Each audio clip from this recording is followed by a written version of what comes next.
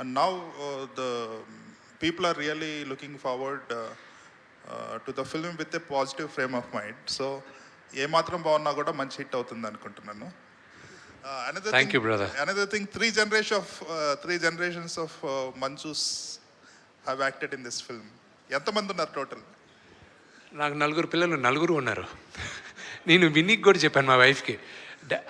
పాప, చిన్న పాప అక్కడ లొకేషన్కి వచ్చున్నారు అవరామ్ షూటింగ్ చేసేటప్పుడు. ఒక సీన్ చిన్నపిల్లలతో జరుగుతూ ఉంటే డైరెక్టర్ గారు అడిగారు, ఒక డైలాగ్ ఉంది ఐరుతో చెప్పియచ్చు కదా అని. ఐరు ఇస్ మై పాపకు అప్పుడు 2.5 years ఓల్డ్, అవరామ్కి 4 years ఓల్డ్. సరే అని డ్రెస్ వేసి ఆ డైలాగ్ చెప్పారు. ఇప్పుడు ఆ మేకింగ్లో ఫస్ట్ ఒక పాప వస్తుంది, దొర దొర తిన్నడి కథ చెప్పవా అని. That is ఐరు.